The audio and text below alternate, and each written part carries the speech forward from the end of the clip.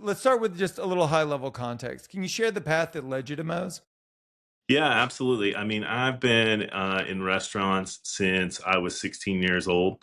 It's how I got money in high school for gas and cleats for football. It's what paid my way through college, so I didn't graduate with any debt.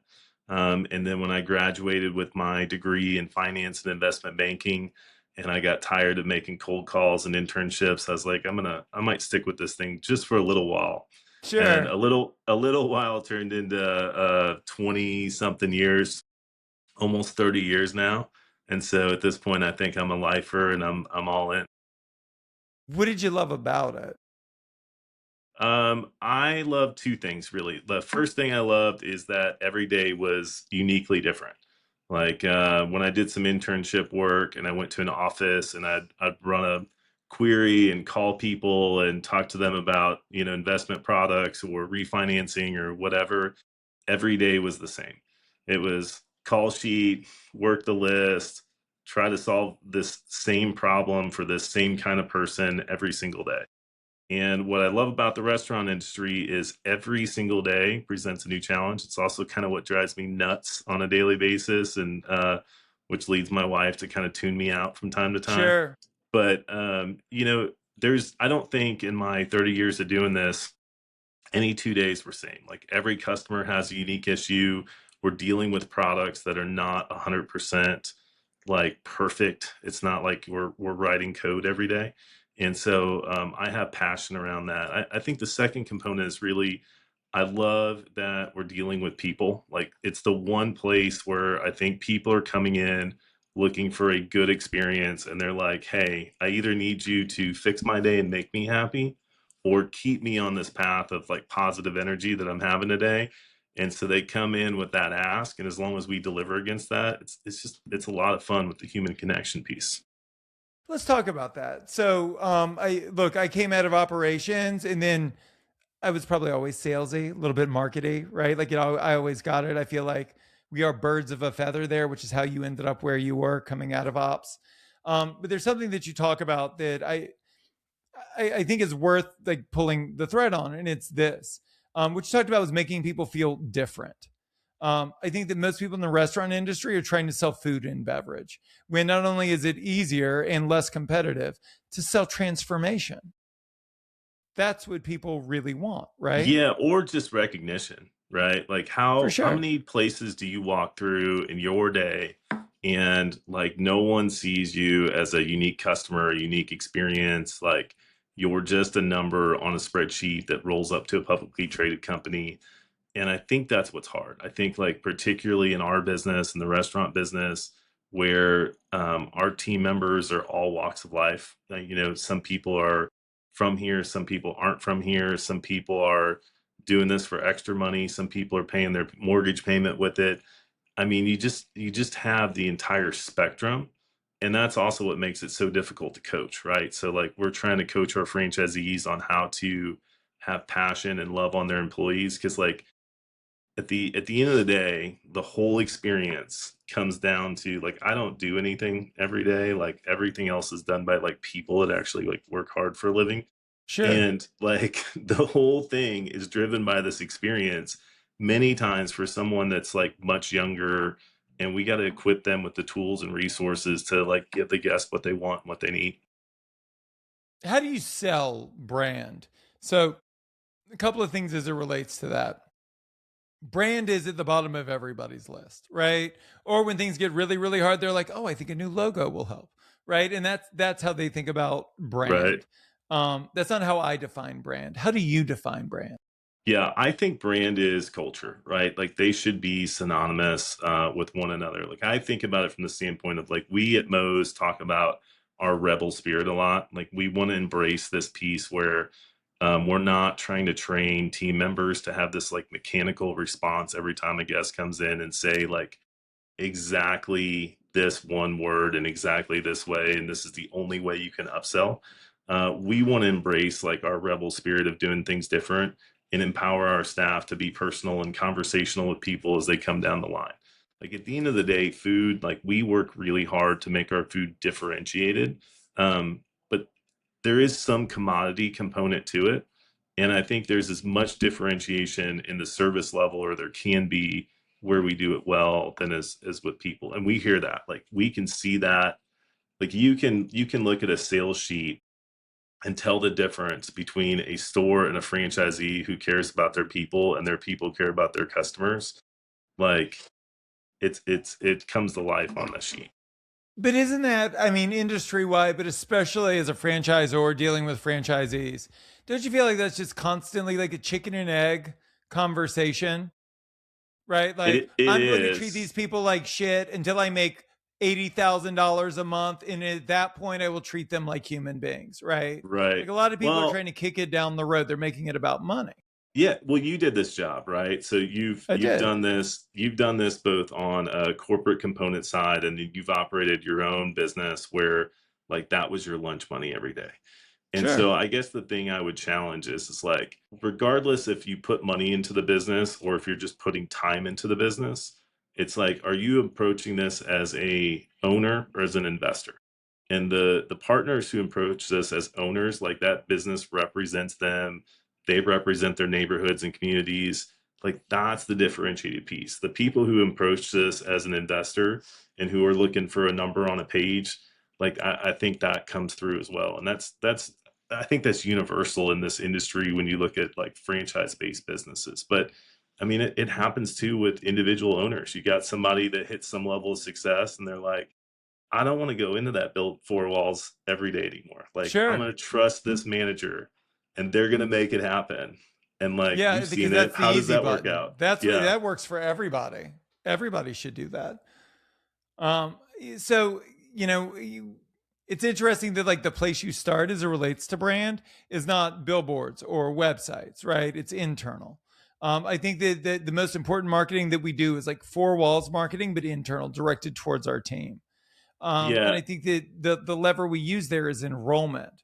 How do you enroll people again that are across all, some people are with you for a day, some people are with you for a year, some people are with you for the rest of their lives. How do you make them feel seen and special so that Yeah. they're invested?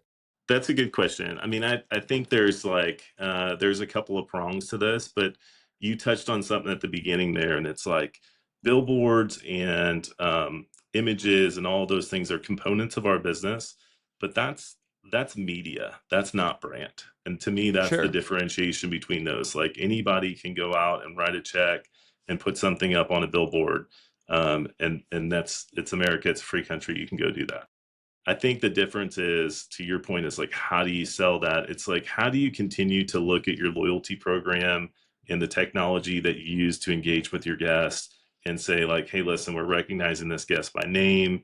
We're remembering their favorite orders. We're suggesting items that they might like or that might make their ordering path easier. And I would tell you something that we really have kind of dialed into the last couple of years here under my tenure is like, we've done a lot of surveys of our guests to ask them, like, how do you feel about the menu? How do you feel about these product changes we made? Like, if we were to do this, like, would this make you come more frequently? And giving that loyal customer, that frequent customer, a bigger voice in our business, I think that's an important piece that builds like customer culture as well as like employee and brand culture inside the four walls. And so, how does that scale as it relates to the franchisees in the way that they're onboarding and training people? Yeah. Um, are there things baked into, let's say, interviewing, hiring, and onboarding that are tools of enrollment? Yeah, I mean, I'll tell you, I've done a lot of ops interviews over the years where we sit down with a prospective franchisee that meets the financial requirements, et cetera. And, we ask them in that process, like, hey, what is your plan to like pay your team? Do you have incentives in place for your managers and your staff? We try to talk to them about like, have you ever marketed locally? Like, how do you represent yourself in your community? Like, what kind of LSM programs do you have questions about? What would you lead? Are you going to hire someone that's dedicated resource to doing that marketing? Or are you going to be the person that does that yourself? And so we try to, really flesh all that stuff out in the interview process. I don't think we get it right every time, but then it's like once they're onboarded, that's where like Moe's and the entire go-to food system here, like we have people in roles who then become coaches and leaders to teach the franchisees how to do that. So it's like, you want to take our media that we've already shot and put this picture up on your Facebook. Great, we have an LSM manager that can teach you how to do that. And here's our Dropbox where all the images are. And now you can play marketer a little bit and boost up your own operations with that. So I would assume, and you can tell me if I'm wrong, but like whenever you take like a senior level leadership role in any organization, it's rarely because you're like, this place is perfect. I'm just going to go, I'm going to chill, and it's going to be great. Typically, it's because you see holes or flaws in the organization where you are uniquely qualified to like you have a competitive advantage that you're able to come in and affect change in a way that only you can based on the specific set of problems. And so like in coming into Moe's, um, where did you see areas of improvement? Yeah, I mean, I think we have a lot of opportunities. I'll tell you what we're focused on today. And what we're focused on today is like, it's the V word, like how everybody's talking about how do you deliver value to the guests? And, we've done this historically through like Mo Monday, which like name another restaurant that does 20 or 25, 30% of their sales on a Monday. Like that's what Mo Monday was for us at one point, and we have an opportunity to kind of restore that day of the week as an industry value day. A lot of fast casual concepts don't bundle some of their best assets in like a meal deal or For any of those sure. things. And so we've done that with the Mo Value meal and offered a junior burrito and a drink and our queso and chips and all that stuff for under $10. And I have this passion around like um, I feel like everything in the world's gotten so expensive, and we have to figure out how to deliver on this promise of like being able to give the guest a good meal at a fair price so that they can come as often as they want. And I think that's the hardest thing in this industry because like the most fun thing to do is to innovate. And as you innovate, the easiest thing to do is to go out and get more selective and more expensive proteins and like level up the flavor. And at some point, if you just go too far with that, it gets too difficult. So we've tried to do that with partnerships. We did a partnership with Mike's Hot Honey, which isn't really intuitive to burritos and tacos, but was super funny, super fun, and flavorful. We've done other partnerships with Chili Chris. Like, uh, there's a lot of flavors and a lot of permissions that our brand gives us to do that. But I think that's what we have to deliver on. And so I as it relates to loyalty, right? Which I think as you talk about, you want people to come in multiple times a week. We talked about Mo Monday. Um, Personal opinion, not a huge fan of discounts and freebies. One of the things that you as a marketer have to delineate between is like, is this going to create more work or is this going to create more money? Because they look like the same on the front end, do they not? Right? They The do. restaurant is packed, right? It's only when you look at the P&L that you're like, oh gosh, that was just work. We didn't make any money off that. So, as it relates to loyalty and frequency and bringing people back in, how do you do it ensuring it's at a profitable margin and you're not just creating more work? Yeah, two points to that. Like the first point is, man, I can't think of another time in my 20 plus years in this business where there's been so many offers just drilling the customer. Sure. Anybody that opens up Instagram or their social media, etc., like you're just being inundated with this is $3, this is $4, this is whatever. There's a component of there is a lot of noise, and I think what you're tapping on is like those one-time offers where it's like come in and try this meal for $3 is just that. It's a one-time offer. And that's kind of where if you're gonna do those things, like hopefully a smart restaurateur does that one time, takes a break, and hopefully the service is enough that they're willing to come back at full price. Because if you repeat it, I would agree. I think you devalue your menu, and the customer is like, well, Moe's only thinks this is worth $5 because they sell it to me at $5 every 4 weeks when they need sales. So I'm only going to come in when I get that offer, right? We all know brands that kind of do that. But I do think we have like an obligation to deliver to our loyalty guests or our most frequent customers, like, here's some predictability around some things that you can get at a little less than a premium. And here's what we can do for you because you're spending so much money, like your lifetime value over the course of the year is a lot. I think the other component here is like, man, people are eating different. Like they're eating smaller portions. Like not everybody wants to get a 2-pound burrito at 3 o'clock and then they can't eat dinner. And we focused a They lot can't this even eat last. that burrito. They're so full of GLP-1s at this point, Mike. Yeah, it's true. That it is. This is wild. So we did a customer loyalty survey. I mentioned it earlier. A little over 2,000 guests participated, and we found out that about half of our guests that order our full-size burrito or bowl save that for later or share that with another person. And so what that tells me is we've identified an opportunity and we're testing a new like burrito dippers, which they're much smaller. They're like a handheld item that's also easier to travel with. And what we're hearing and seeing from these guests is like, yeah, can you develop some items that are snackable, that aren't just designed for certain day parts that I can eat in the afternoon or late night? And that's allowing us to do things like extend our hours to 10 p.m. from the traditional 9 p.m. fast casual close, right? And I think you have to do all that stuff in concert. Like you have to have a product that people are passionate about trying. You have to tell them when it's available, and then you got to market the crap out of it and say like, hey, this is why this is awesome, come try us, and then tell us like what's the feedback loop.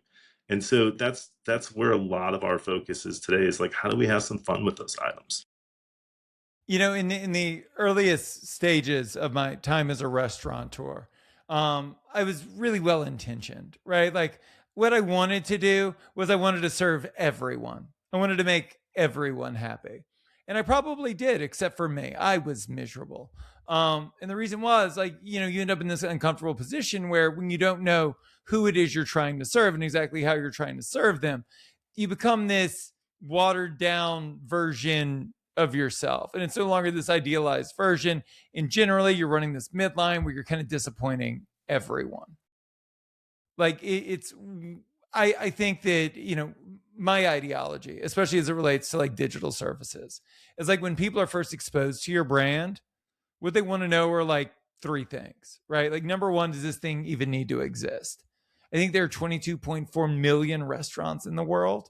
Like, does the world need another fast casual Mexican concept? So I feel like that's like the first place they start. Right. And then the second question they ask is like, is it for me? Right? Is this my kind of Mexican? Does it speak to my values? And then the third question would be like, how does this fit into my life? Right? Is Yep. this like a lunch spot? Is it a dinner spot? Is this a place I bring my parents when they come to town? I would ask you for that second question, right? Is it for me? I would think that you've got to draw a clear line in the sand, right? Yeah, I think so. I mean, you're not going to be able to carry every product under the sun. Like we're constantly looking at our menu and saying like, all right, what protein sells the best? What's the lowest performer? Who do I cut from the, like, I do think of our products a little bit like a team. Like not everybody gets to play on this team. This isn't a public school team. Not everybody's going to get to play. And so like whatever products aren't performing, that's just an opportunity for us to introduce something else in that space. And candidly, like we don't get it right all the time. Like Sure. sometimes like we're like, oh man, it's hot right now. This ingredient's awesome. Let's do it. And we crush it. And sometimes we don't. Sometimes we're like, man, people are gonna love this. And they're like, I don't get it. I don't know why you think I would I, want to put that in a burrito bowl. Um, it doesn't I make any can't sense to count how me. many times I did something that I thought people were going to love. And then all I got back was just abject rage. Like, why would you do that? You don't Right. know until They you were offended. test. Yeah.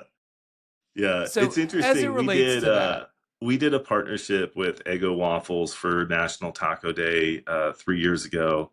And it was just a stunt, right? It was a 1 day deal for National Taco Day. And we're like, we sent a couple cases of Eggo Waffles to every store in partnership with Kellogg's. We're like, okay, let's see how this goes. And there were some stores that like sold out early in the day because people are like, I don't know if I like it or not, but I got to try it. I got to right? give this thing a roll.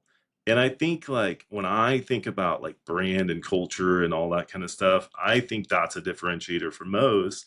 is like we're permission to do things that are a little bit weird, that are a little bit different. And we talk about being like Southwest inspired. I don't think as a brand, like I have to be beholden to like, if this isn't authentically Mexican, I can't serve it. And like, I think, man, like you talked about the GLP-1s changing the culture and quantity of how people and when people For eat and the sure. quantities. I'm telling you, the demographics are changing and the spice level and the flavor profiles and all of those things are changing. And if you just look at like how you personally want to eat and try to like forecast that onto a menu, that's a recipe for failure. Like we got to look at like we have more people who were natively born near the equator who like spicy foods coming to the United States and living here than ever before. We got to lean into that with our flavor. And I think all restaurants are going to have to do that, or that's a recipe to go extinct. Well, and so let's talk about that. Let's talk about like occasion and who it's for, because I think that there's something to be said for that. Um, and not taking anything away from Chipotle, but I think that Chipotle is like a utility play, right? Yeah, I'm sure I'm going to get messages about this, but I just don't believe anyone's like, "Oh, I'm really craving Chipotle today." I don't think that that's Chipotle's brand. I think Chipotle's brand is eat this, maybe you don't die, and you're going to get it really fast. I think that that's what they do. I think it's right. I think it's I want something Yeah. quick that is not going to nauseate me, that I can feel decent about, and that is their whole value Yeah, proposition. they're And I they're definitely a ubiquitous brand that is passionate about flow through and execution. And so, but you're not that, not to say that you don't possess those qualities, but you're playing a very different game. And I Yeah, think that if you were trying to play the same game that they would, I think it would work out poorly for both of you. But you're trying to carve out another niche. So talk to me about that. yeah, absolutely. We think about a lot of different customer segmentations. Like one that's been very important to us is like catering.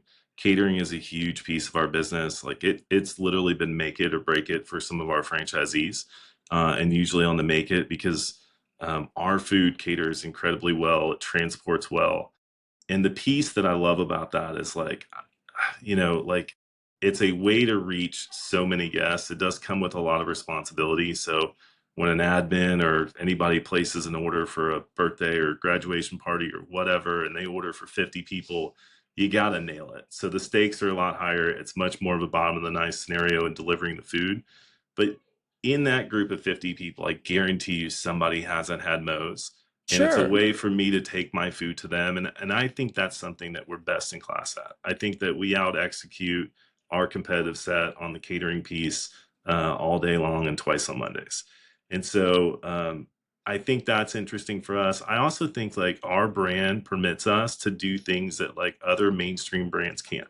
Like we can have a spicier salsa that maybe a bunch of customers won't like. Maybe only 10% of customers like it because it's just too freaking hot.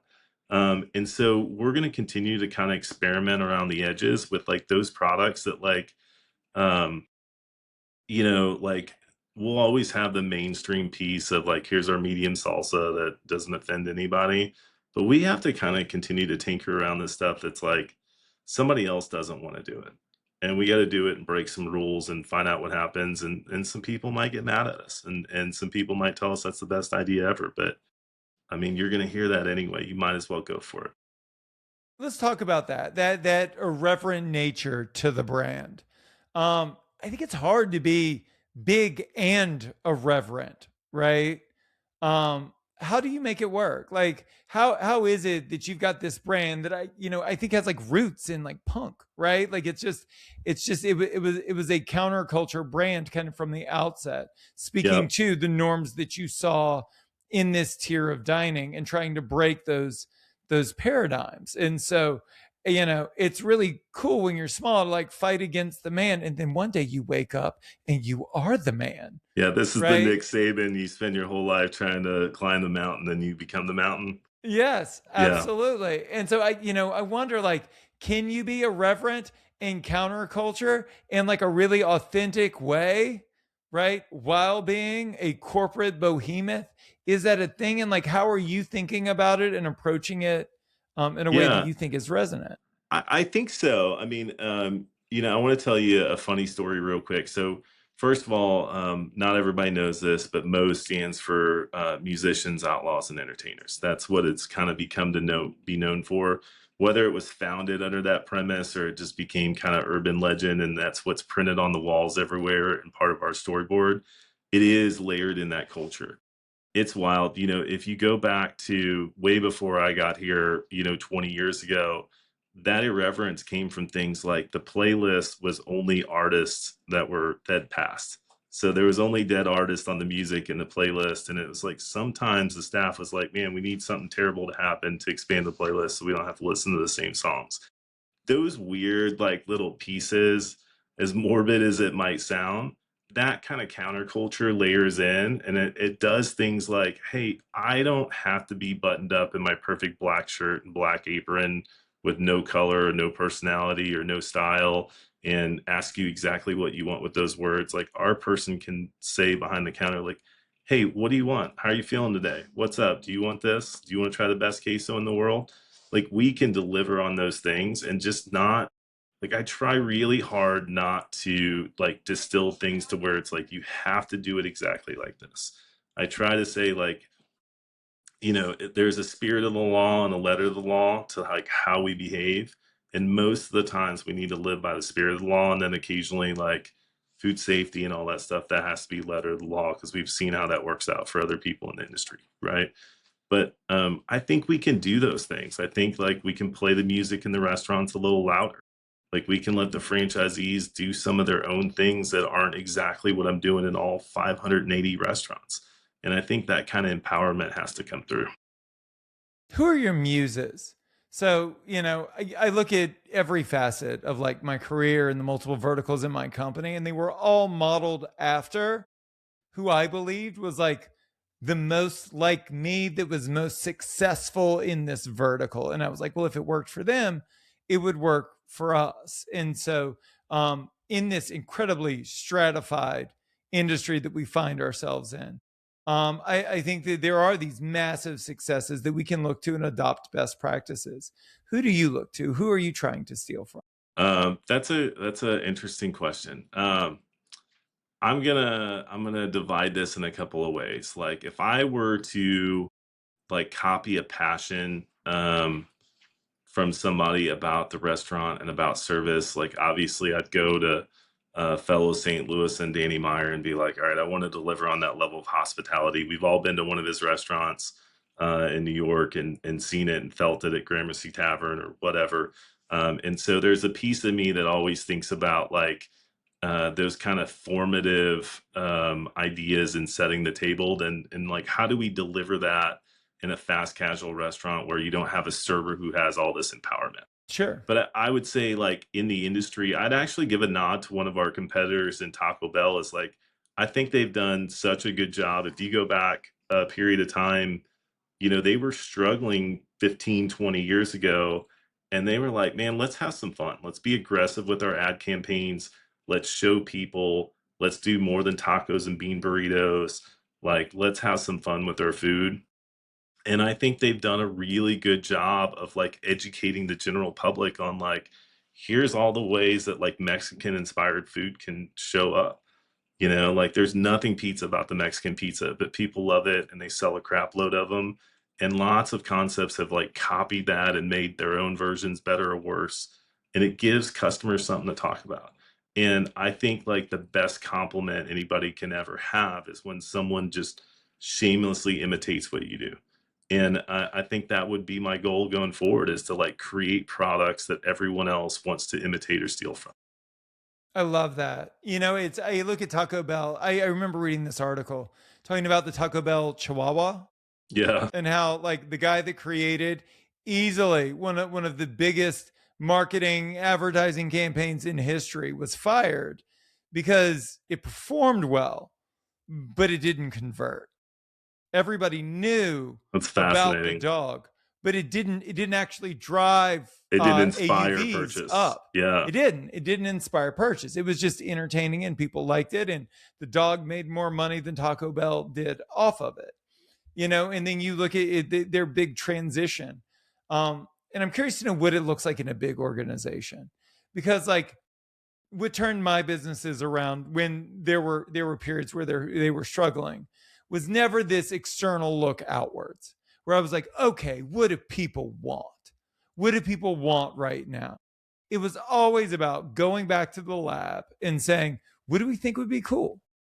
Understanding that like we're arbiters of taste and people are coming to it for our opinions on what is great, at least the people that love us, right? And so when we looked Yeah. internally and we built from this place of not that we're trying to survive or I'm trying to please this person who I don't even know, but like this is what would get me off the couch. Yeah. Like the results were transformative. Yeah, I mean, I'm curious, like when you were looking at that inspiration, did you start with flavor? Did you start with appearance? Like what was your outside in on that? So it was always about transformation. So like if I was to give you like the framework that we use, it always started with like what do people love about what we already do? So like that was the thing. I'm working with a client right now, and regardless of personal opinions, this thing is going to absolutely crush. So they're open for lunch and dinner service, and on the weekends they have this prime rib special that they're known for.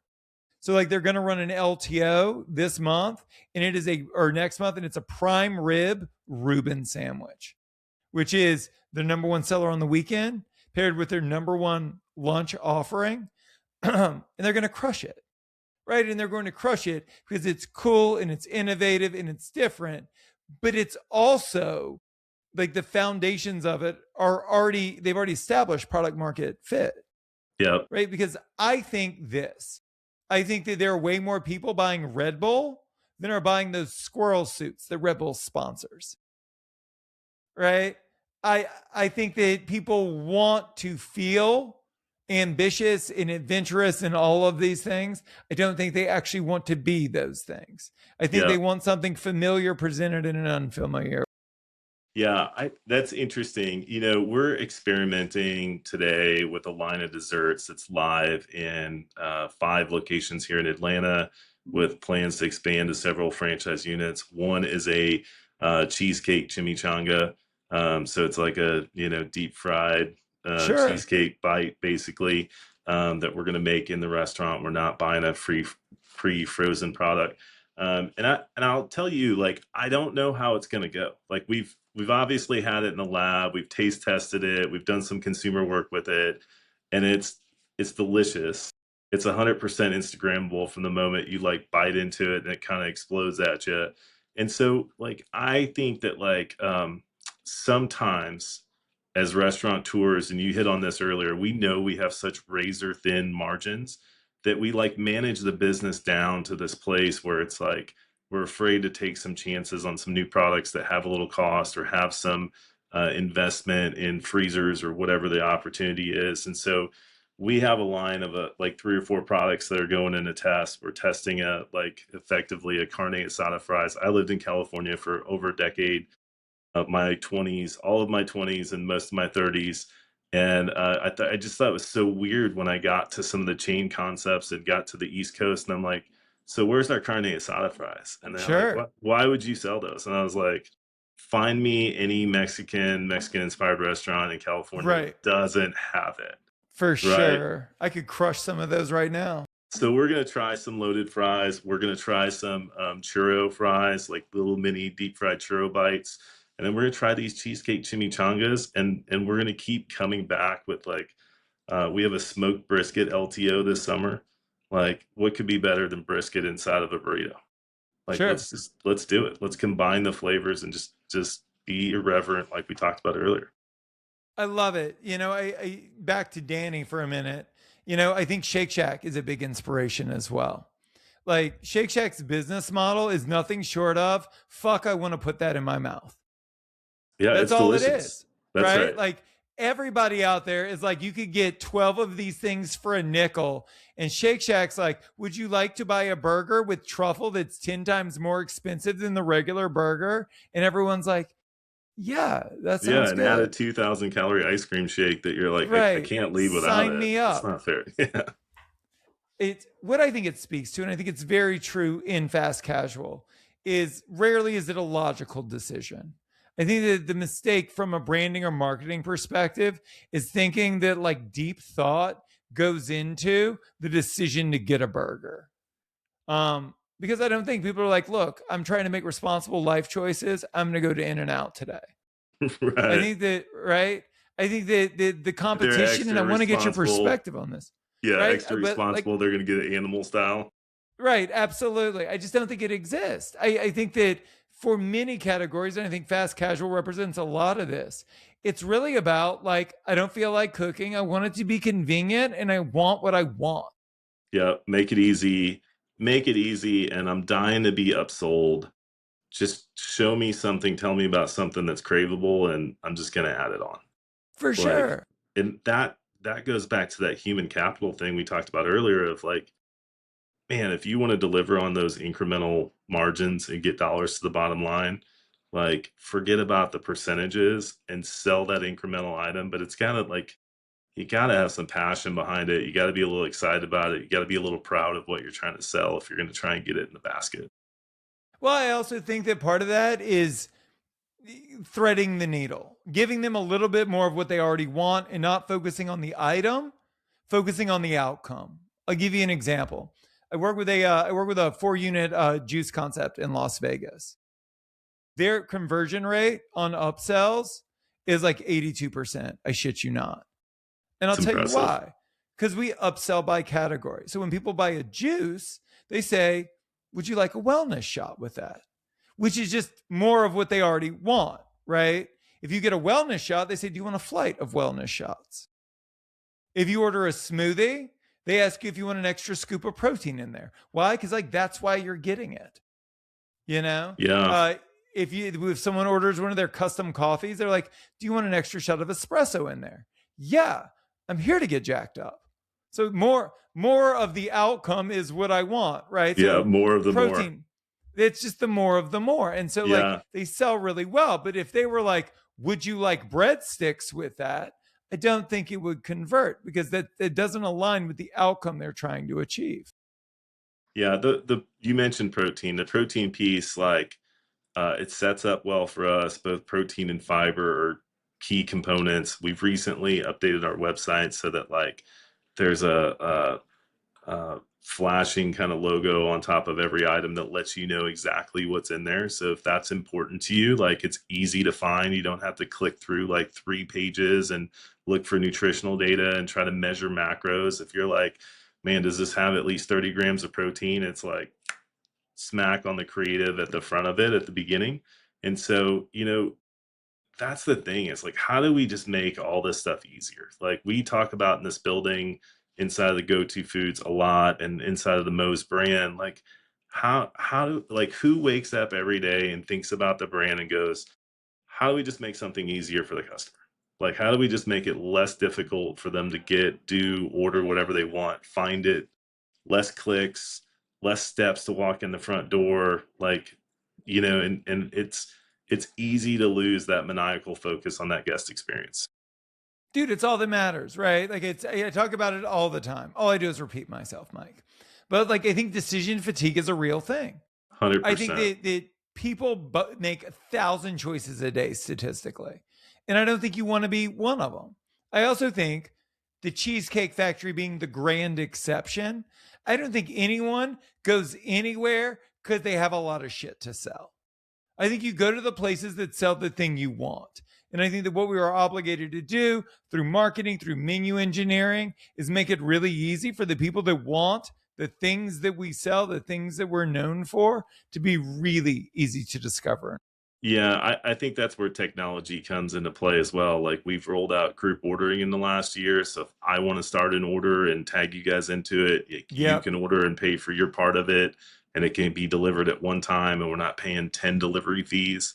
Like I think you're absolutely right that like those pieces of our business, of the restaurant business that were once thought of as like, man, only they're just table stakes now. Like we have to deliver on those experiences. Like Amazon's kind of ruined the world for everybody and making things so easy. And it's like, how do we restaurant business that the Amazon effect? 100%. God, if Amazon went out of business, dude, I don't even know where I would get most of the things that I buy. Um, Last question I have for you is you look forward to 2026, right? The industry was down like 18% last year. And I think it's because everybody's playing the wrong game, right? Like people are still looking at like early aughts rules and they think that that's how the game is played. Who can sell the most for the least for the longest period of time until they go out of business. When to your point, what people really want is they want to feel seen and special. So, what are you doubling down on in 2026 that you think is going to make you guys a category of one?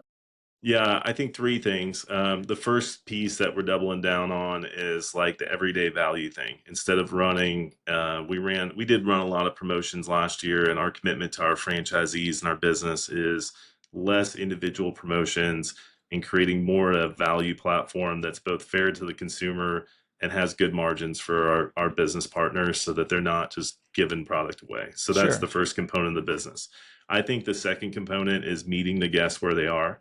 We're looking at like rolling out catering components on third party and family and office boxes and kits like that that are like you can order for a 6 to 8 group of people with a couple of clicks.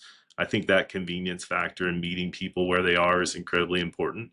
And then the last piece is like we are going to test and potentially fail very fast, but hopefully we hit some home runs here. More innovative and fun products this year than we have in the last 5 years combined. Like we're committed to this idea of working with our franchisees as partners and standing up these tests and markets and just hitting people in the face with flavor and cool new products and getting the feedback. Like tell us, don't be afraid to hurt our feelings. Like give me your honest feedback. You think it sucks? Okay, great. We're going to go back to the lab and create something that we think is better. Like tell us why, tell us how. Like my challenge to the consumer or anybody listening to this would be like go in the restaurant, check it out, and let us know. Like we want you to help us drive this business, but we can't do that if you don't communicate with us and you don't partner on what the next flavor is going to be.